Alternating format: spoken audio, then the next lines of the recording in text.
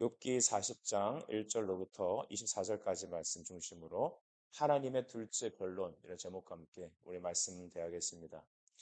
오늘 하나님께서는 욥에게 다시 두 번째 나타나셨습니다. 첫 번째도 감사하지만 다시 확증시켜 주기 위해서 또 다시 나타나셨습니다. 인간은 참 어리석어 진리를 받고 깨달았더라도 매일매일 삶의 은혜가 필요하죠. 그래서 우리에게 주신 하나님의 성례가 중요한 것이 첫 번째는 세례요, 두 번째는 성찬입니다. 세례를 주신 것은 예수 믿고 구원받은 하나님의 성도, 거듭남에 어떤 의미가 있는지를 알려주시는 거죠. 옛사람이 죽고 새 사람의 삶이 시작되는 것입니다. 생명이 시작된 것이죠. 새 사람이 된 것이고 새 생활이 시작되었습니다. 여러분의 그 삶 시작됨을 감사하길 바랍니다.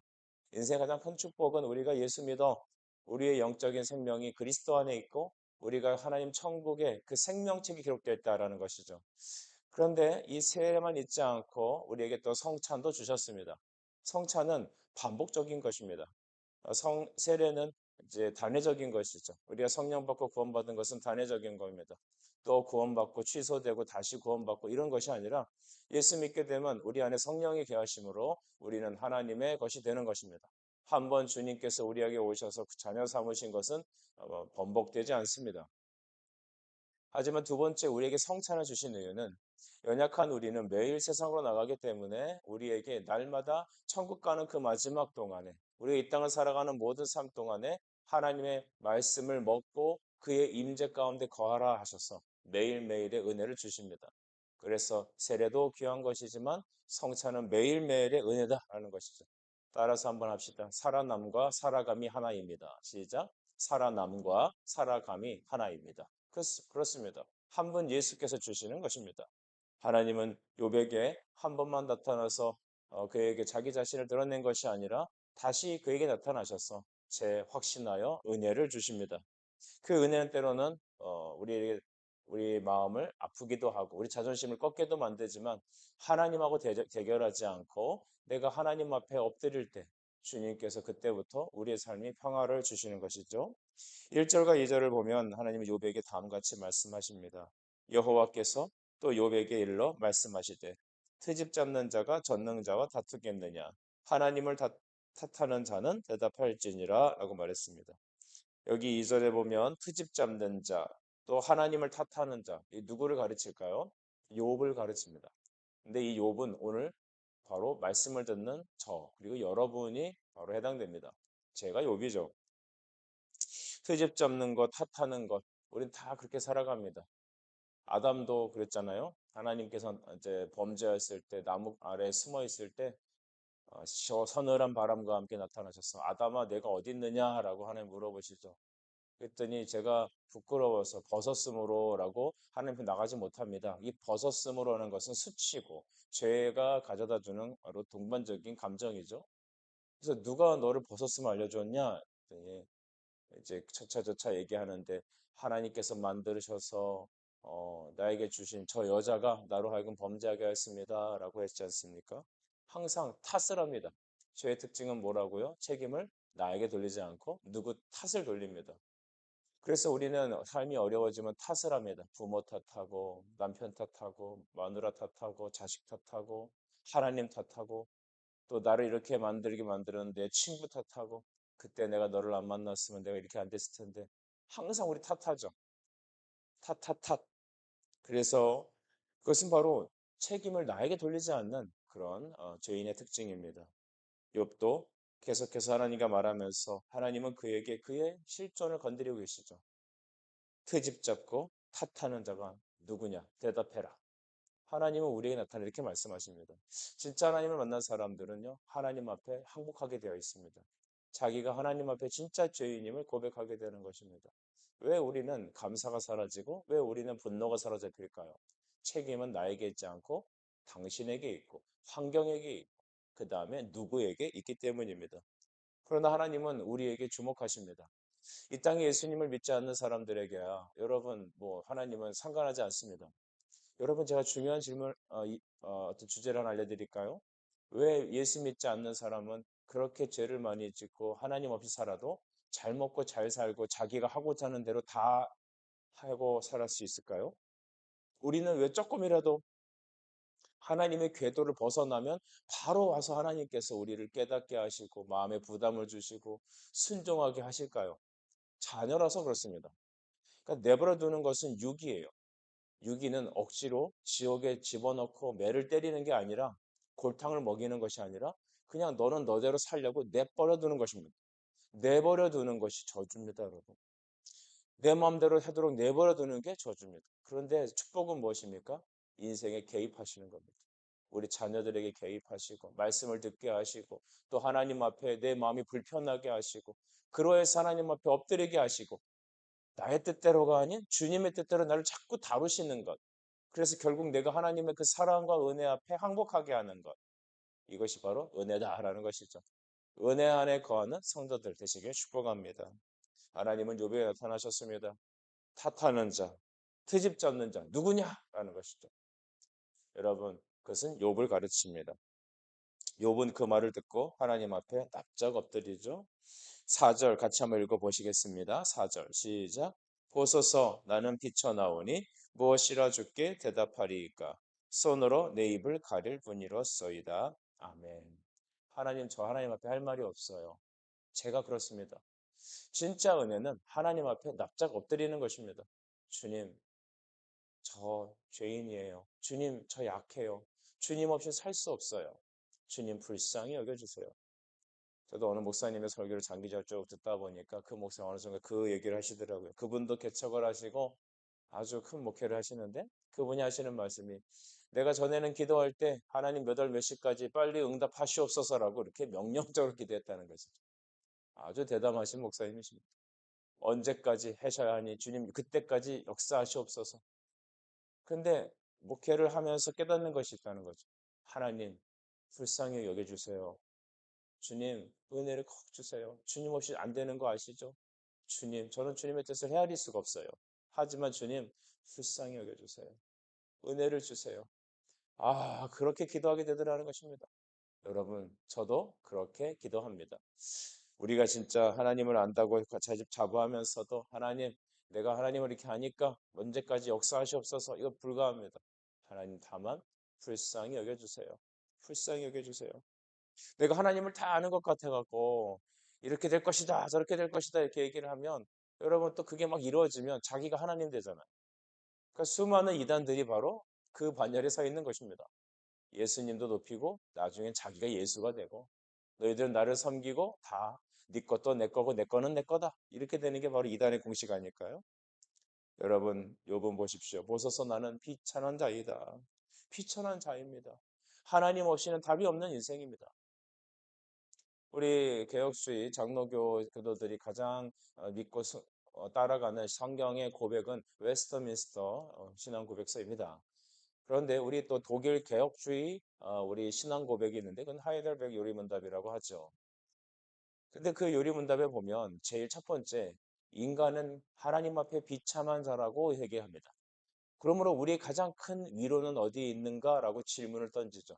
하나님께서 우리에게 말씀을 가르치고 받을 수 있는 중요한 방법을 질문과 대답으로 우리 공부하게 하셨습니다. 자녀들에게 말씀하실 때 항상 질문하세요. 그 유명한 우리 소크라테스의 3단 논법도 있잖아요. 자네는 오늘 어딜 가는가? 그래, 가서 뭐 하려는가? 그래, 성공하면 뭐가 좋나? 결국 저 진짜 성공이 무엇인가? 계속 꼬리를 잡고 캐묻고 캐묻고 캐묻고 깨묻는 거예요. 나중에는 선생님, 저는 진짜 모르는 자였네요. 저는 정말 알지 못하는 자였네요. 저는 무지한 자였네요. 저 어떻게 하면 좋을까요? 그때 너 자신을 알라 그랬잖아요. 네가 모른다고 하는 걸 깨달아라. 하나님도 우리에게 다음과 같이 말씀하십니다. 너는 비천한 자라는 것이죠. 자기의 비천한 모습, 정말 하나님 없이는 소망이 없는 내 모습, 내 자신의 모습을 실존을 말씀을 통하여 딱 마주하는 순간 여러분 우리는 하나님 앞에 엎드리게 되어 있습니다. 주여 은혜를 주옵소서. 바울도 고백하잖아요. 자기가 가말레 문화생의 가장 탁월한 바리새인 중에 바리새인이고 로마인이고 그 사람은 정말 이 코가 이 이마 위에 올려 있어요. 콧대가 이마 위에 있었을 거예요.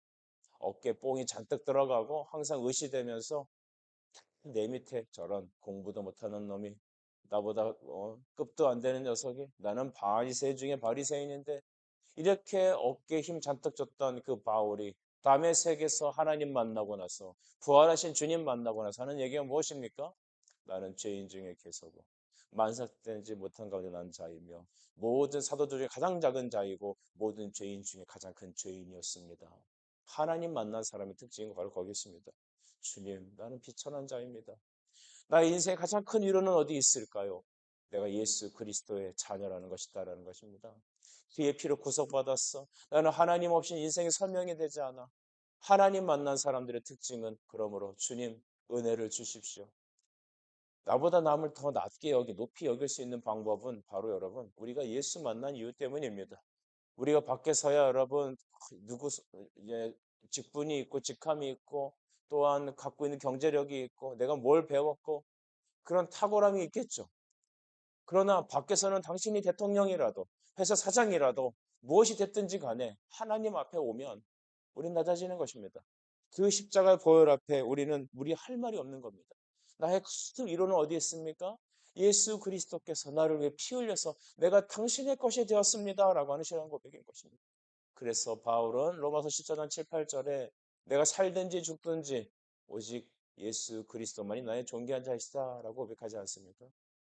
이것을 우리가 알아야 합니다. 이 사실 앞에 우리 자녀들이 만나야 합니다. 나는 비천한 자입니다. 하나님 없이 소망이 없는 자입니다. 내가 당신을 만나서 내 상황이 이렇게 돼서 나는 힘들고 비천한 것이 아니라 나는 본디 비천한 자인데 하나님의 은혜로 오늘 이렇게 새롭게 되었습니다. 주님, 나는 당신의 것입니다. 이 종을 써주시옵소서.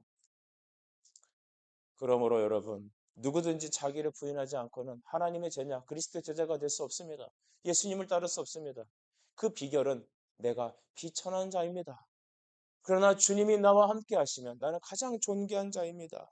그 사실을 깨닫게 되는 것입니다. 욥은 하나님을 만나고 나는 비천한 자입니다.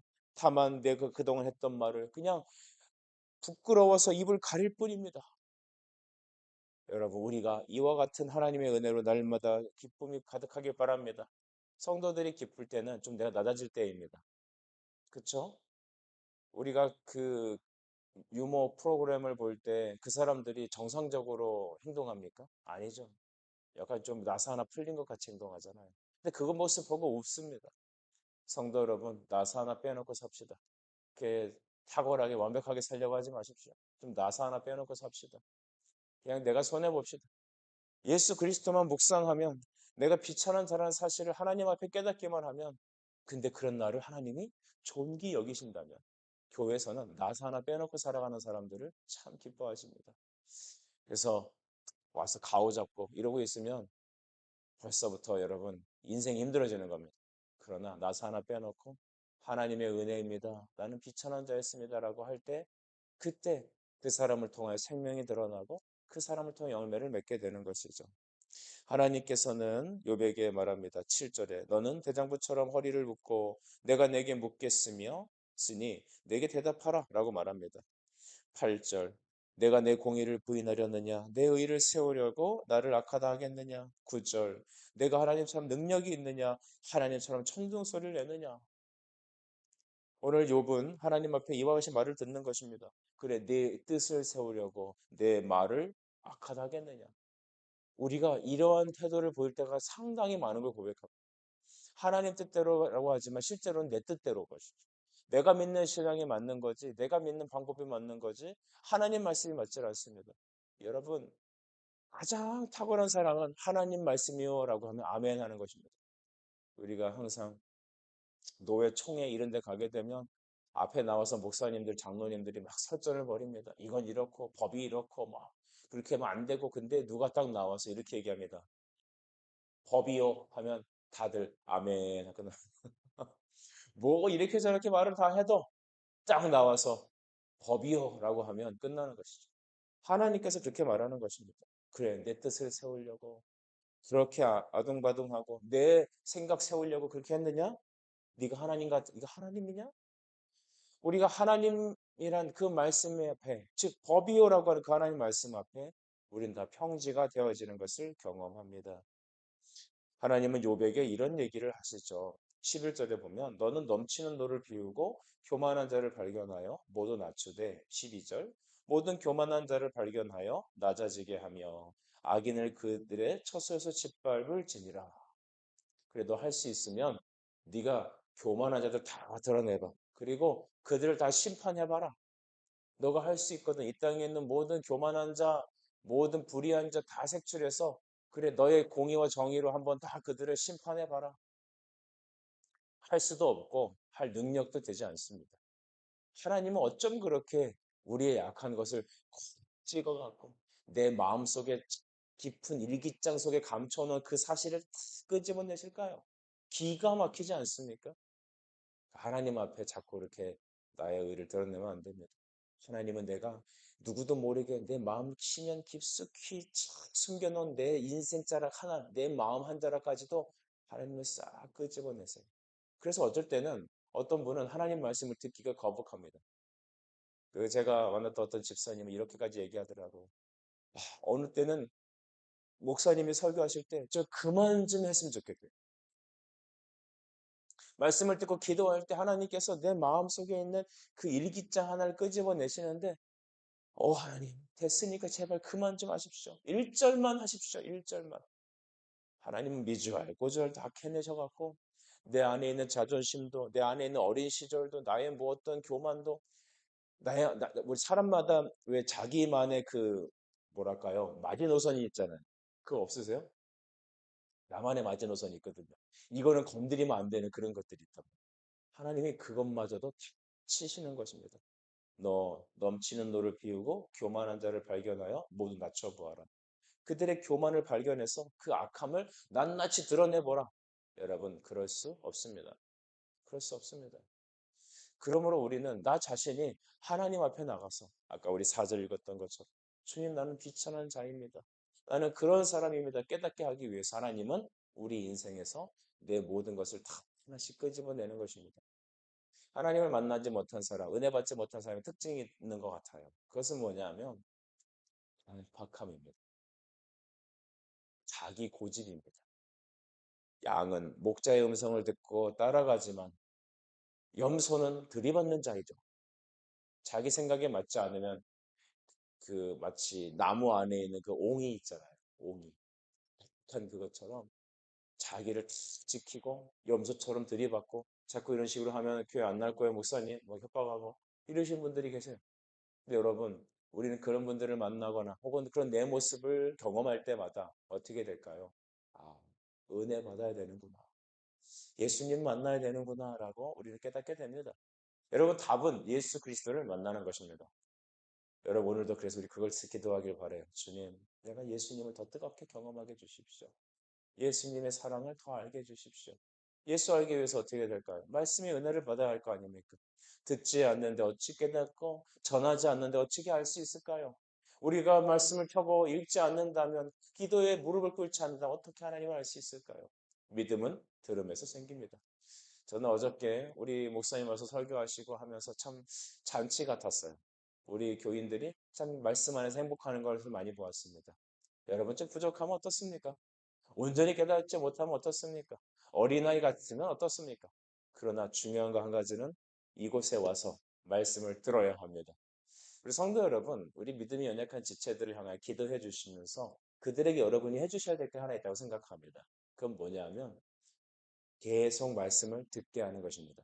믿음은 어떻게 생겨요? 들으면서. 뭘 들어요? 그리스도의 말씀을 통하여, 복음을 통하여 우리는 사람이 변화됩니다. 듣게 하십시오. 그래서 어떤 교회에서는 새가족 팀들이 그런 일을 한다죠. 물론 그 교회는 사람이 많으니까 그럴 수도 있지만 어느 A 집사가 있으면 그 교회에 등록한 어떤 분이 미용실을 해요. 근데 실력이 좋을 것 같아요? 안 좋을 것 같아요? 안 좋죠. 주일날 교회를 나올 정도이면 파이 날린다는 의미입니다. 그런데 그분이 와서 말씀을 듣는데 잘 안 와요. 그러니까 말씀을 듣게 하기 위해서 어떻게 하느냐 하면 우리 차 A 집사님이 가서 머리를 하고 그 다음 주는 차 B 집사님이 가서 머리를 하고 다음 주는 사모님 가서 머리하고 마지막 주는 권사님 가서 머리하고 여러분 머리를 맡긴다는 것은 쉬운 일이 아닙니다. 여인들이 머리를 맡긴다? 쉬웁니까 그게? 아니죠. 근데 왜 가요? 그 여인이 주일날 와서 말씀 듣게 하려고 머리를 망치고 그 아픔 가슴을 그리스도의 십자가를 묵상하며 쓸어내리면서 가서 머리를 맡기고 나서 뭐라 그래요? 성도님, 이번 주에 꼭 교회에서 봅시다. 사람은 먹은 자와 죽은 자는 말이 없더라라는 거죠. 그래서 한번 나와주는 거예요. 다음에 또 안 나오면 그 다음 B집사가 나와서 머리를 순교의 정신으로 머리를 들밀고 이번 주에 꼭 말씀을 들으러 와요. 목적이 무엇입니까? 현장에서 말씀을 듣게 하는 것입니다. 한 영혼 한 영혼이 와서 주일날 말씀을 듣는 것은 놀라운 기적입니다. 그 기적 속에서 죽은 자가 살아나고 그 마음속에 상한 심령이 바뀌게 한 것이죠. 예수 만나야 합니다. 예수님 만나야 합니다. 은혜 받아야 합니다. 답이 없습니다. 여러분 우리 15절 말씀 보면 이런 구절이 있죠. 이제 소같이 풀을 먹는 배의 못을 볼지어다. 내가 너를 지은 것 같이 그것도 지었느니라. 우리 개역 한글 성경 보니까 이 부분을 그 하마라고 표현하더라고요. 그러니까 하나님이 지으신 가장 크고 힘 있는 것, 그것을 바로 이 베헤못이라고 합니다. 그런데 이 베헤못을 우리 또 창조과학에서는 공룡이다 뭐 이렇게도 얘기를 하는데 중요한 건 이게 하마냐 뭐 초식동물이냐 뭐 티라노사우루스냐 이런 거 따지지 맙시다. 그게 중요한 게 아니죠. 무엇이 중요합니까? 베헤못이라는 탁월한 짐승을 하나님이 만드셨다는 것입니다. 막 그 다리에는 힘줄이 어떻고 뼈가 뭐 같고 뭐 백향목 같고 그런 탁월한 짐승도 누가 만드셨어요? 하나님 만드셨어요. 하나님. 그러니까 너 그 짐승 갖고 네가 뭐 어떻게 할 수 있냐? 대적할 수 있냐? 못 한다는 거예요. 그런데 너는 이 짐승을 네가 컨트롤할 수 있니? 그러는 거예요. 베헤몬 하나님이 만드신 우리 지구상에 가장 무섭고 탁월하다고 생각하는 그거 내가 만들었어. 너 그거 네가 컨트롤할 수 있니? 라고 하는 것입니다. 인간이 여러분 자연을 컨트롤할 수 있습니까? 인간이 자연재해 앞에 속수무책으로 무너지지 않습니까? 지진 앞에 화산 앞에 우리는 첨단 과학을 자랑하는 우리도 그것을 이길 수 없습니다. 여러분의 생사를 여러분이 주관할 수 있습니까? 못합니다. 그런데 하나님 말씀하십니다. 그거 내가 만들었어. 내가 컨트롤한다. 그 얘기는 뭘까요? 너는 내 앞에 무릎 꿇어라지. 하나님을 대적하는 이 땅에 수많은 사람들이 너무 많습니다. 자기 생각대로 할 수 있으면 언제든지 우리는 내 생각대로 살려고 합니다. 어쩌면 우리가 이 자리에 나와서 새벽에 말씀을 듣는 것은 내 인생이 내 뜻대로 되지 않기 때문에 대부분 오셨을 겁니다. 여러분, 우리가 우리 생각대로 인생이 풀리고 내가 베헤못을 마음대로 주무를 수 있는 권능이 있다면 대부분의 사람들은 예수를 영접하지 않을 겁니다. 그런데 하나님 말씀하십니다. 너가 알고 있는 저 베헤못 내가 만들었다. 하나님은 샘플을 보여주신 거죠. 베헤못이라고 하는 저 탁월한 너의 힘으로 도저히 컨트롤할 수 없는 저 탁월한 짐승도 존재도 내가 만들었다. 그러니 너는 내 말 앞에 무릎을 꿇어라. 불종적으로 어쩔 수 없이 꿇는 게 아닙니다. 우리가 바다에서 조업을 하는 어부들은 바다의 신을 섬긴다고 하죠. 집집마다 다 그런 우선단지가 있고 또 절기마다 또 바다에다 신을 예배를 드리고 제사를 드리면 왜 그럴까요? 무서워서요. 살아남으려고요. 먹고 살아야 되잖아요. 달래려고요. 하나님은 무서워서 그냥 달래는 신이 아니에요. 하나님의 인격이십니다. 그는 아버지십니다.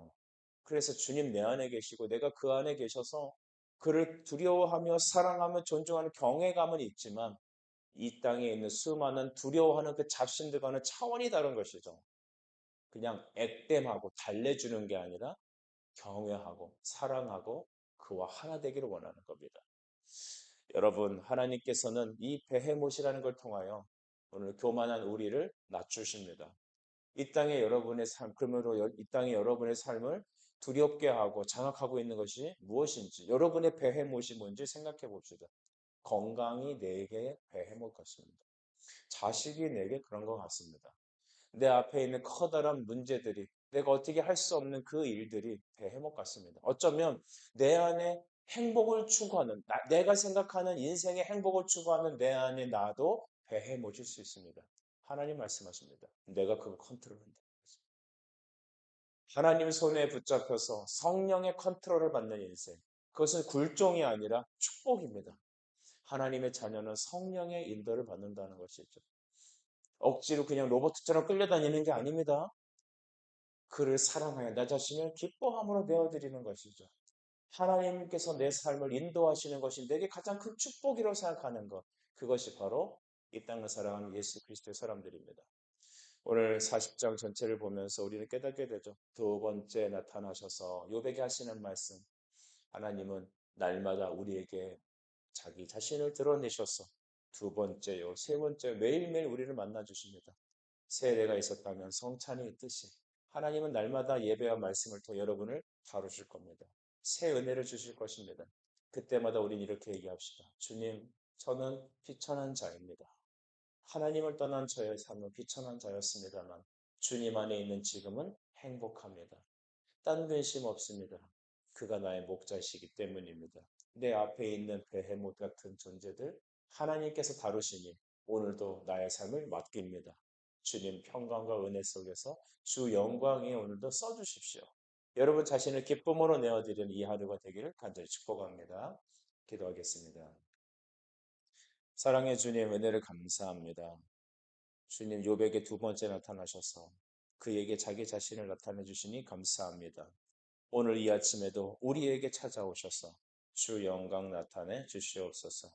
예수님의 이름으로 기도드립니다. 아멘.